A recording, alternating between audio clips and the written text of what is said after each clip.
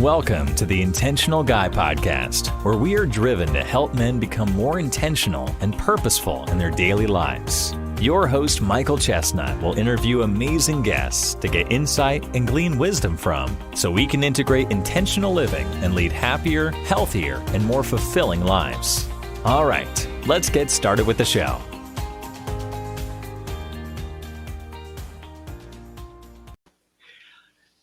Good afternoon, everyone. Welcome back to Intentional Guy. Thank you for joining us again today on here.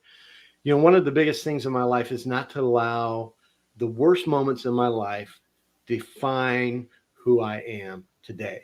And I'm thankful that I've been successful in doing that. And I've shared that with you guys in my walk. But I love having guests on here that can give us their side and their story and how they did it. And today I am here with author Guy Morris. Guy, thank you for being here today with us.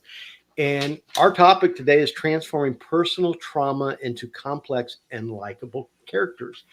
And you have a unique way of taking traumatic events and how you've dealt with them to allow not to be defined by those worst moments in your life. And I would like to let's just start off with you talking to us, share with us what you'd like to, because I know as people are listening, there are people who are going to be able to identify with your story and with what you have to say today. Well, first off, Michael, thank you so much for having me. It's an honor and a pleasure to be here, and I value the fact that you've given me some of your time and time for your listeners. I after a 36-year Fortune 100, highly stressful, long hours career, I retired a few years ago, and on my heart at the time, and it's been sort of a pull, was to start writing, and that's my third act career. It not only keeps me super busy, but it keeps me engaged on a lot of levels with things in the world and research and myself and feelings. And you mentioned writing, like, characters that are authentic, characters that I could relate to at least. And now I write thrillers. And the reason I write thrillers is because it's a great format for me to deal with realistic issues and dangers and things going on in the world that I do obscene amounts of research on to make realistic. And we can talk about those maybe some other time, dealing with artificial intelligence and the greed of corporate America, corruption in politics, technologies and how they're getting away from our ability to manage them, especially with artificial intelligence. But one of the things that I kind of centered on, or I found myself gravitating to as I started creating the characters in the story, were to pull from my own life. And not only just from people that I knew, but from my own experiences. And now a lot of times in thrillers, they have your typical Navy SEAL, he's CIA, he's FBI, he's highly in, super integrity, knows how to kill you 7 ways for the red, white, and blue flag before breakfast, sir. And I've always had those are always admirable characters, but I wanted somebody that for me felt more real. And so the main character of my espionage series, for example, came from a life of childhood trauma. His parents, he was a subject of a murder-suicide when he was 5 that he witnessed but can't remember. He was in foster care for a number of years, in and out. In order to get into college, he had to hack into the university and cheat. And he's now living under the name of a friend who died in an explosion that was meant for him after he had hacked a Bilderberg Illuminati server. And so I had to go back to by the time I left home, my journey as an adult, I tell people, started as a 13-year-old runaway on the streets of LA, working with migrant workers to eat. Terrifying time to be that young and that vulnerable on tough streets. I survived, not without scars, but I survived. And when a few years later, through an absolute set of miracles, I can only say, I had the opportunity to go back to college. And in doing so, I was able to get my transcripts and realize that before I dropped out of school and got a GED at the 10th grade, I had already gone to 16 schools, all but 3 of them I couldn't even remember. Mm. And somehow that kind of internal drive to rewrite my story, to change. There was a great line in the film called A Knight's Tale. Very, very funny film. Was very popular for a while.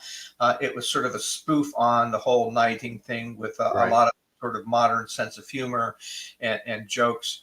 But there was one line in there, and it was a knight who basically was a very, very poor kid. He had served as a serf to this knight. The knight passed away, and he was broke, and the only way for him to make a living was to basically pretend that he was a knight. And so they made up this background, and they made up this pedigree, and the other servants basically became his serfs, and they went to try and win tournaments, jousting and all that kind of stuff, so that they could make money, so that they could survive. But there was one line in there that really, really struck me. He says, "I wanted to change my stars." I was told repeatedly as a child that I was worthless, that I was dumb, that I was stupid, that I would never amount to anything, that my best hope ever was to join a trade union, learn how to do some manual labor, and just keep my mouth shut and work. It turned out after years of college, years of Fortune 100, I actually excelled on an intellectual level. But I wouldn't have known that if I hadn't taken some major risks in my life. Mm-hmm. First, the risk of leaving home, leaving the violence and the sexualization and the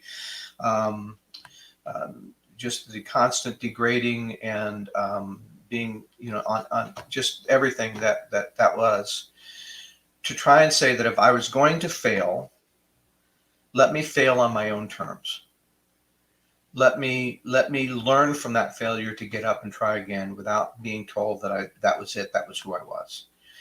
And so I spent a lifetime trying to reinvent myself, I wrote songs for Disney. I earned a Coast Guard charter captain license and chartered out a 50-foot cutter that I was living on to pay for the maintenance. I recorded multiple CDs. I produced an award-winning webisode series that, ironically, the incident that started that series brought the FBI to my home. Because I had discovered a program that had escaped the Lawrence Livermore labs and was,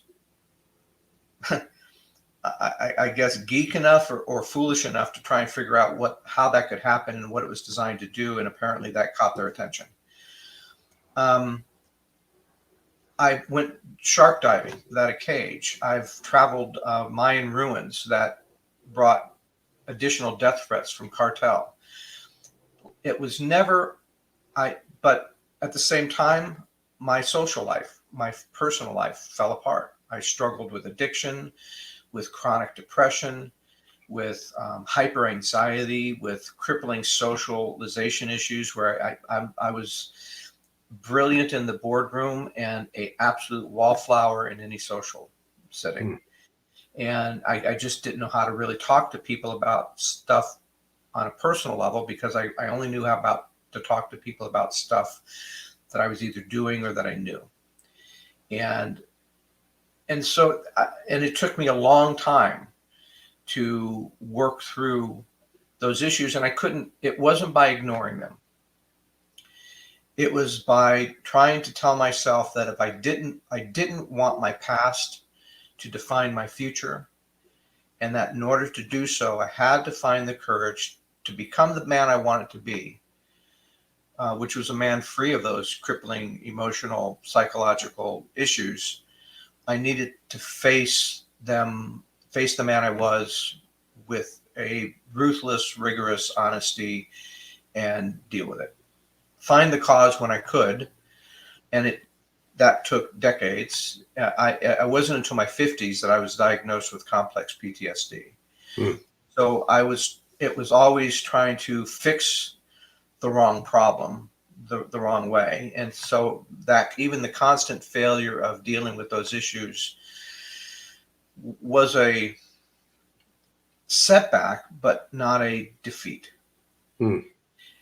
And so I wanted to write characters that reflected that. One character in one of the books, her mother passed away from cancer when she was 12, 13. Her father was an admiral, always off. He became a joint chief, so he was like the top of the best of the best.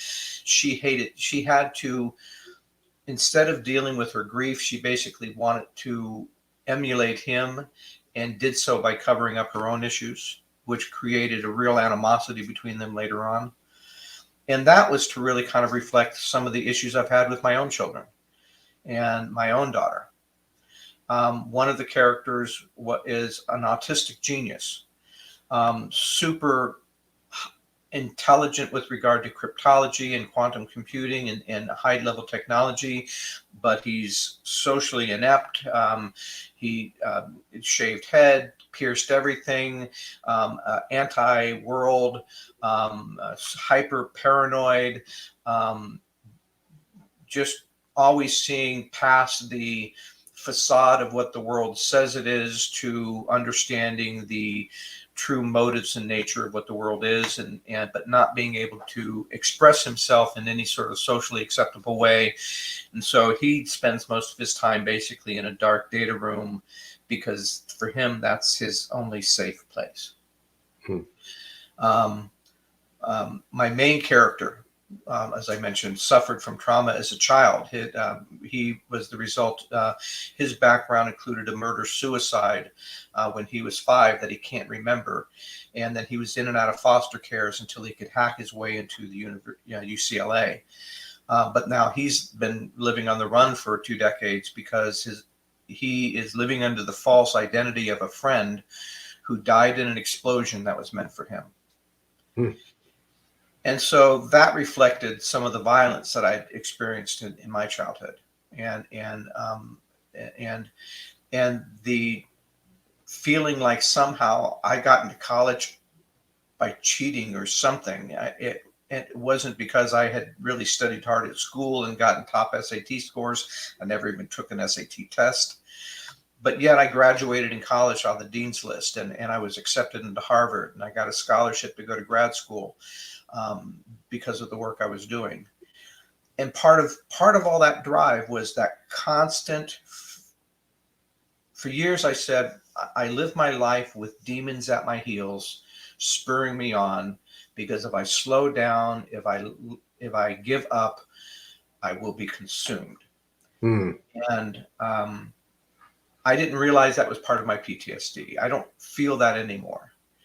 But that was a lot of what drove me to say, in order for me to become something new, I have to rewrite my story by not letting the boundaries that other people set for me to be my boundaries. Not boundaries on a personal level.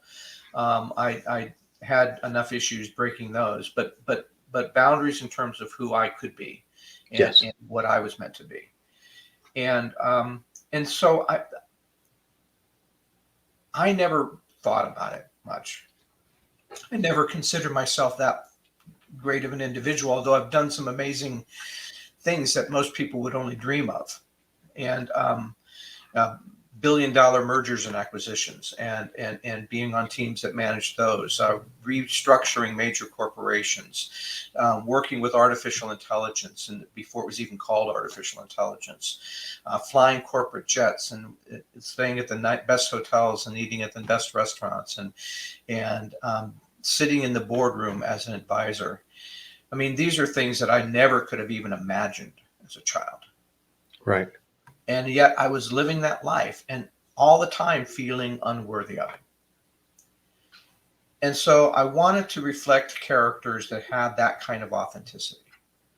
That, they were doing heroic things. They struggled through not only struggled through the circumstances that they were in, but struggled through their emotional turmoil they were going through while they were doing those things, but still determined to do the right thing. And whether they will ever accept it about themselves or not, in the books, they become heroes. Hmm. And that reluctant hero, that humbled hero, that person who felt that somehow morally, ethically, they couldn't look at their past and not do the right thing without them feeling like they had just been pulled back in their life, as opposed to moving forward. And so I think my books have gotten a number of awards. I've been compared to Dan Brown, Robert Ludlum. Even one guy said if Dan Brown and Tom Clancy were to write a book together, that would look like one of my books. But all based on really deep research into technology, history, politics, religion, prophecy, dealing with the lost ark, dealing with the end time prophecies, and so there's a lot of layers and richness to the books. But when I talk to people about the books, they won't say, "Oh, I really love that theme," or "I really love that plot," which they do. They'll say that, but they'll always start by saying, "Wow, man, I love your characters. I just feel like they're so fun. They're intelligent, but they have wit, and they kind of can be they laugh at each other, in a accepting kind of way." And he says, they're just so colorful and charismatic for me, and I love your characters.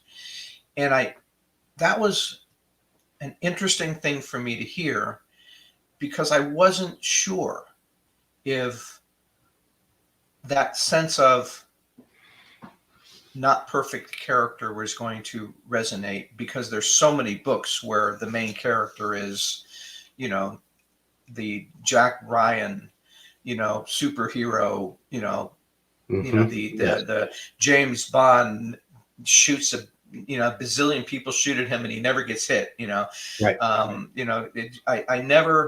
I wasn't sure that I could write that kind of character. And my main character in particular hates violence. And that had to do with some traumatic, violent things that happened in my childhood. Hates guns.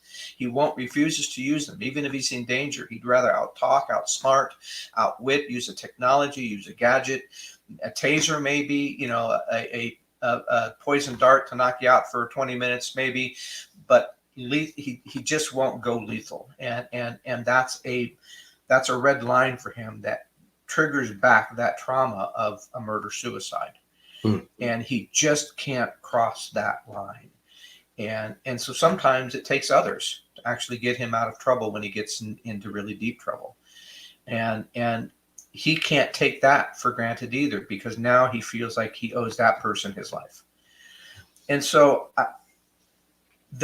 rather than me writing a book to say, hey, I've had my childhood was really messed up, but I somehow got through it through a lot of stumbles and mistakes, I wanted to write a book that created characters that I hoped could inspire others by just illustrating them going through difficult situations and not letting it make them bitter, angry, or hateful. Yeah. Well, and as you write these characters out, how much of these characters do you identify with or not identify with? Are they someone that you wish you were, or how? Well, I certainly, there are aspects of my characters that I wish I could be more like. But as I said, I think the characters are a blend of myself, my own experiences, and people I've met. One of my books has some characters in Hyderabad, India. And most of those characters, or several of those characters, are based on when I was at Microsoft, I had a team of about 35 people in India. And so I used to go to India a few times. I've been there a few times, and I loved it. I loved but it was a very heart-wrenching experience, because you'd have these incredible palaces, and right next to the palace was an empty field full of basically tarp homes and ultra poor. And but so some of the characters are based on people I've met, and I've kind of fictionalized them and to an extent. One of the characters in my book, in my historical thriller called The Curse of Cortez, came from a a cartel thug who was actually Israeli. He was a criminal in Israel, fled Israel, was wanted by Interpol for some crimes he did in Europe, wanted by the FBI for some crimes he did in the US, and he was now working for the Zetas cartel in Cancun. And I was in Cancun. I had a condo at the time, and I was doing dive trips and exploration to do research for, because I was just doing research, but it turned into a book. Took me a decade to turn that research into a book. It was amazing things I was finding. He basically conned his way into my condo, and when I confronted him, he threatened to kill me. He said, so that,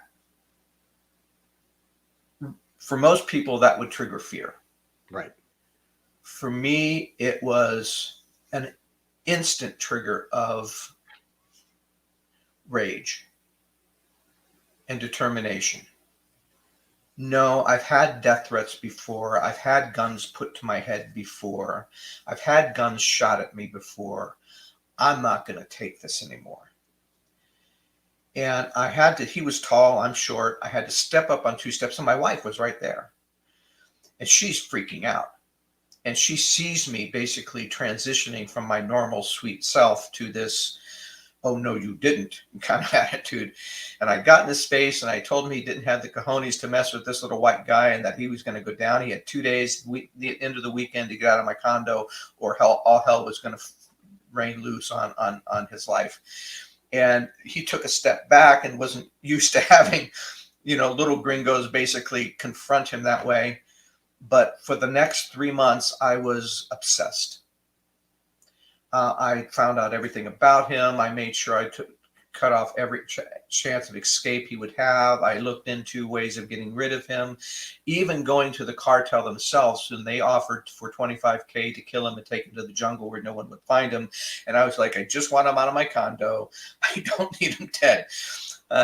Shaming him is enough for me. But I ultimately cost him everything he had, and got him in jail for several months. And he basically was with the cartel. The cartel was so embarrassed about him, but at that point they wouldn't deal with him. But he continued to make threats. We had to sell our condo because my wife didn't feel comfortable down there anymore. But I turned him into a character. And for me, that was like, okay, I shamed him once in real life, but if I put him as a character, I can get my twofer. So, some of the characters are based on, a lot of them are based on real people, not always myself. There's a character in one of the stories that's loosely based on my wife, a somewhat bossy Irish woman with that is also super sweet at the same time, and kind of leads the main character, who's sort of this, kind of crusty around the edges diver, and that comes from my diving experiences and experiences as a charter captain and a ship captain. So there's some humorous interactions between the two characters.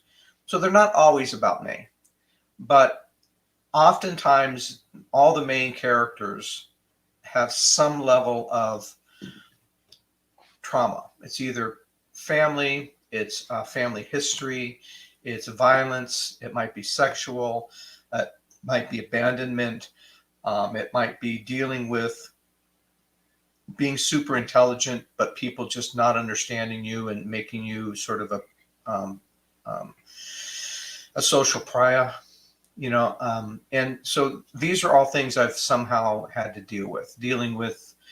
Now I haven't had many of the characters dealing with addictions yet, but that issue will come up at some point.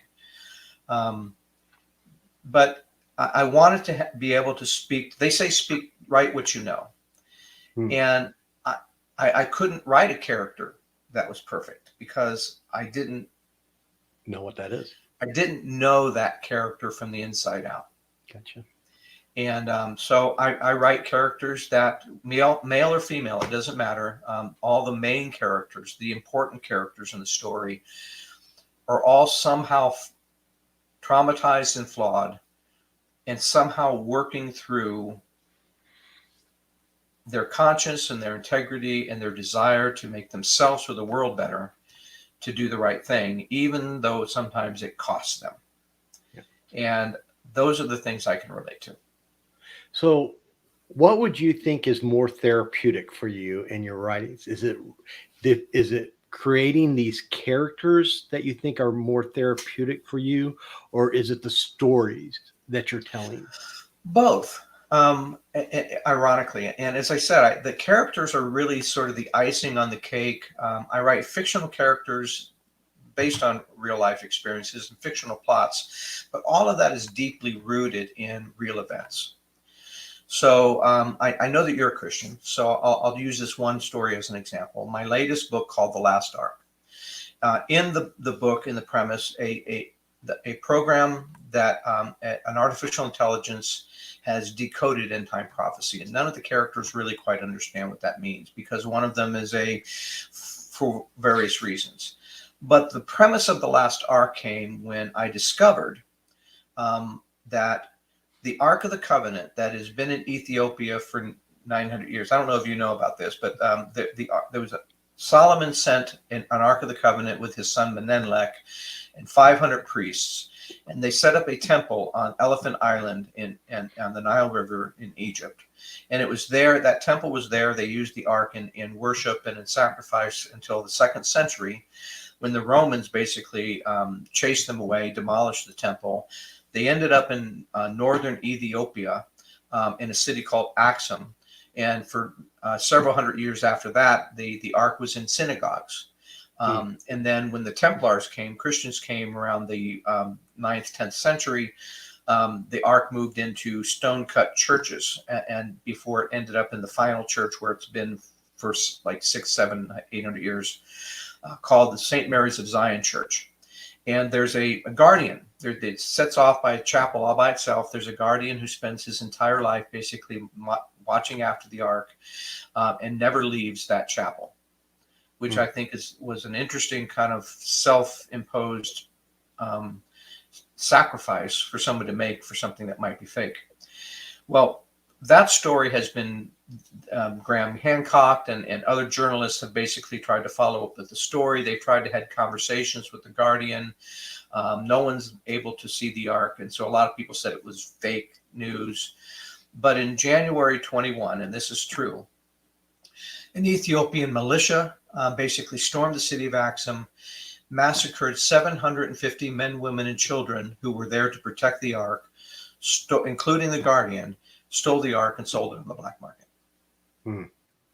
So now, as we're entering into end times, as the Sanhedrin in Jerusalem now have 5 potential red heifers to start sacrifice, there's talk of taking over some space on the Temple Mount to build a temple, in spite of all the conflicts that would raise. There's changes in the WAF organization or QAF organization that manages the Temple Mount, where the Crown Prince of Saudi Arabia is pushing to basically get a leadership role on that. And he's been very vocal that he would be open to having a Jewish temple on the Ark alongside the Dome of the Rock, not to replace it. And most people think that the underneath the Dome of the Rock is where the true temple was. But in my research, that's impossible. For a number of reasons. The temple was built over a threshing floor. There is a threshing floor remaining on the Temple Mount, but it's about 75 yards to the northwest.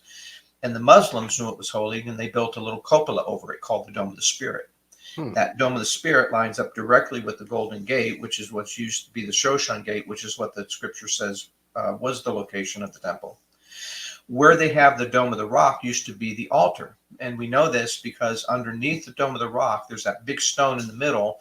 Most people don't realize that there is a hole cut in the top of that stone. That hole goes down to a natural cave underneath the Dome of the Rock, underneath that stone, that's called the Well of Souls. And the Well of Souls has an additional tunnel, 3-foot tunnel dug into the bottom of that goes to the Kidron Valley. That's where they used to drain and clean the altar. And so I bring in all of these. Now there's a second ark that comes into the story. In the 1960s, a copper scroll was found in a cave in Qumran, but not with all the other scrolls. Most of the other scrolls that were part of the Dead Sea Scrolls found in Qumran were hidden in big giant plaster or clay ceramic jars, right? Big, giant, Right. 3-foot high jars. But this one was actually hidden behind a fake mud wall to actually remain hidden. And it's obvious that even the Essenes at the time didn't know it was there. When they unraveled this scroll that made of copper, it was very brittle and very old, they found a very early, a Babylonian era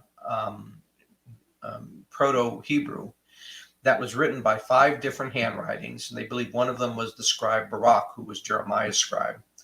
And it describes 64 locations, very, very specific guidance, 18 steps from this location to that location, down a stairway, turn, go left, you'll find a wall with a slant on it, and it's 12 feet down. Well, the 64 very specific locations where they had hidden billions of dollars, tens of tons of temple treasures, gold, silver, vessels, and other things. Now, for 50 years, people have been looking all over Jerusalem trying to find these clues, and everybody failing, making the excuse that, well, Jerusalem has been destroyed and rebuilt too many times. We'll never find this stuff. About 6-7 years ago, a guy came along named Jim Barfield, an American, ironically, and an investigator out of Oklahoma, and he actually was studying maps and charts of Qumran and realized that all of those locations lined up to the ancient ruins of Qumran itself. So he went to Israel, he did measurements, he did surveys, he basically found every location, next to the mikveh over here, but there's a large garden area, and he finds that. He finds every single location. He goes to the Sanhedrin, the Israeli Sanhedrin. Of course, they laugh him out because he's a Goya. He doesn't know anything. But they convince him. He convinces the Sanhedrin that he's onto something. The Sanhedrin then goes to the Israeli Archaeology and Antiquities group, and they convince them that they're onto something. They go out and they do a survey first, and then a metal scan in Qumran, and find non-ferrous metals under every single location. But they only dig down for 2 feet, even though the scroll said 9-12 feet depth. They didn't say feet, but it was roughly that depth. And then they cover it up and said there's nothing here, because rumors were already starting to fly around Jerusalem. The problem is that Qumran is located on the Palestinian West Bank. Israel cannot dig there, or else anything that they would find would go into a military tribunal warehouse, and they would never see it again. So that was the time they basically tried to kill the rumor about the, in the 64th location, this was important. The 64th location contains a second copper scroll. And on that copper scroll, it describes where Jeremiah hid the Ark of Testimony made by Moses. Wow. So the last ark deals with political turmoil in America, political turmoil in the Middle East and in Ukraine, artificial intelligence issues and AI data poisoning that's being done by Russia, while our hero is being led by this computer, clues left by this computer to discover these facts. And as these 2 arcs basically come to light as part of a political theater peace deal and a tabernacle on the temple, he's got to figure out how to basically keep these things from being political toys, right? Wow. Used only for political purposes. And so in the process, he's got to save the life of the woman who turned him into a fugitive. He's got to save her life twice. And so he's not only trying to save his own Fanny, but he knows that he can't just let this woman be die for a reason that she doesn't deserve. And so there's a lot going on personally, but I also like to have really interesting, intricate, well-researched, layered plots from which these characters can then face their own demons and somehow come out on top. Wow. Well, let me ask you, Guy, where would we find so we could probably find your books on Amazon and things? Absolutely.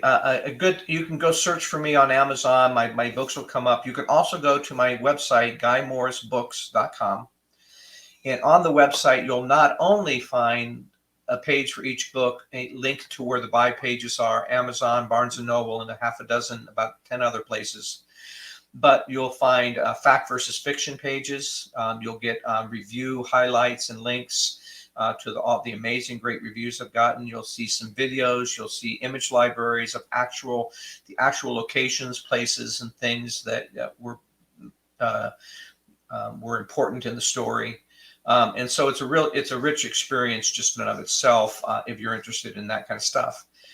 And the artificial intelligence that I deal with because I've done a lot of, I used to be involved in the business. I was involved in companies like Microsoft who were leaders in this field. Some of my old colleagues are artificial intelligence developers. But I was looking for some of I was more interested in not just the potential, but what are the risks? What are the real risks? Right. Not sci-fi, AI takes over the world, and kind of, iRobot, Will Smith kind of movie. But what are some of the things that we could experience in the next 10 years, in the next 7 years? What are some of the things that AI advances that AI will be making in that time frame? And how do those things pose a major danger to us in terms of national security, cultural issues, misinformation, banking, et cetera? And much of that is based on the inspiration for that theme was based on a funny but true story. Years ago, I was reading a science article because I was always had to do that kind of stuff for my research and staying up at work. And it was a very, very short article. It was Associated Press. And the first paragraph said simply that a program had escaped the Lawrence Livermore laboratories at Sandia. And the second paragraph was, if I knew anything about this, to contact this FBI agent or this professor at Sandia. My world just stopped for a few moments. I said, whoa. I said, well, somebody at Associated Press just made a huge boo-boo. It was supposed to say a program was stolen or a program was lost or a program malfunctioned. These bozos said a program had escaped. And then I thought, or some bozo at the Sandia Labs decided to talk to a press. And this wasn't supposed to come out. And so I thought, wow, that's amazing. And so I thought, well, escape implies intent. It implies some level of intelligence. It implies the ability for the program to move itself and then to go back and erase the log trail so that they couldn't find it. Now, the Sandia Labs are an NSA spy lab. They do signals, they do cryptology, they created the Stuxnet virus that brought down the Iranian centrifuges. This is a super highly advanced technical laboratory of the NSA.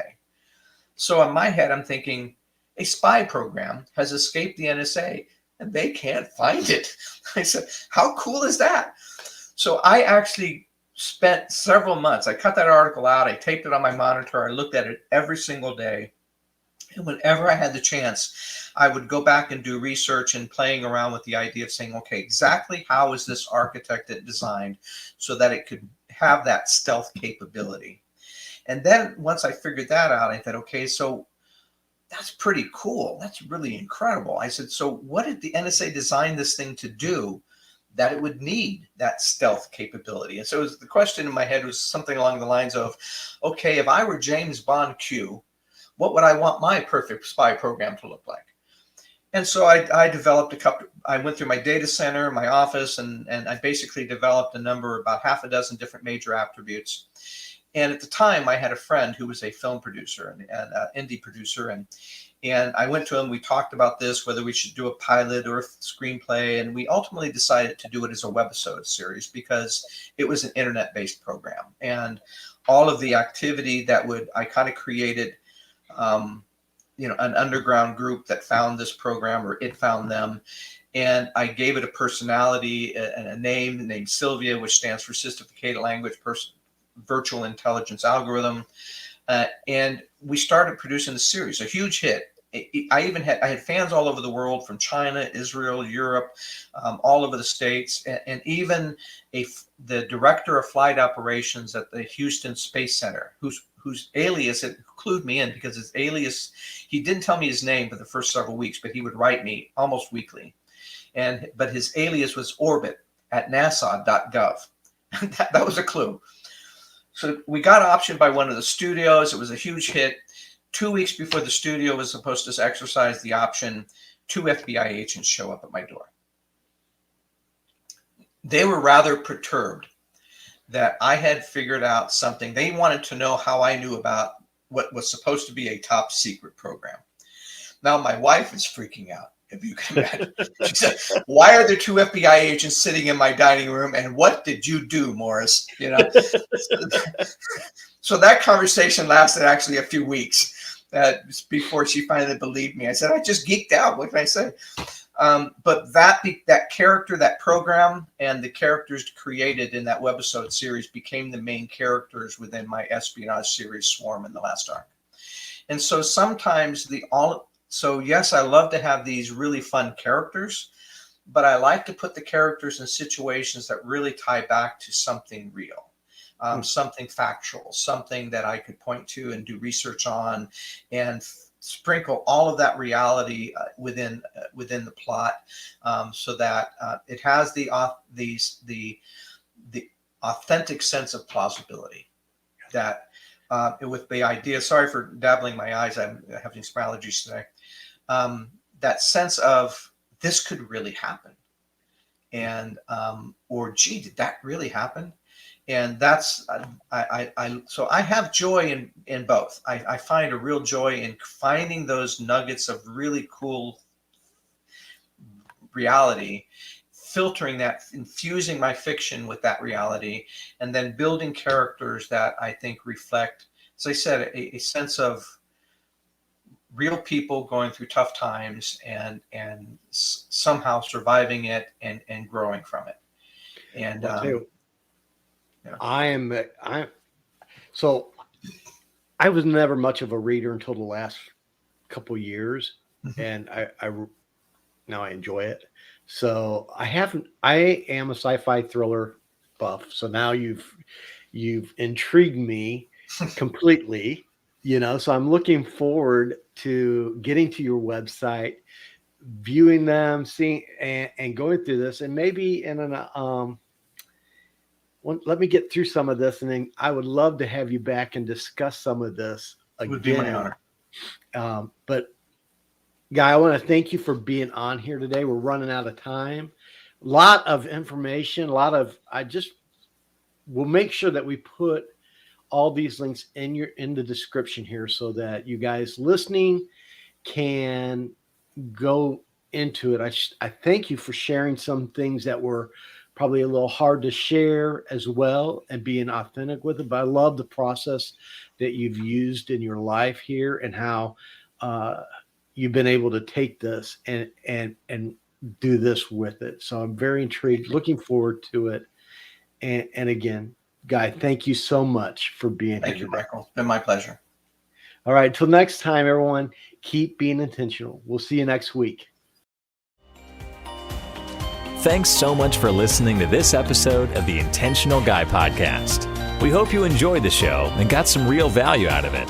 Tell others what you learned and share the podcast if you think they would benefit from it too. Please follow us on your favorite podcast platform, leave a review, and consider checking out our website, intentionalguy.org, to learn more about us and get in touch. Thanks again, and we'll see you next time.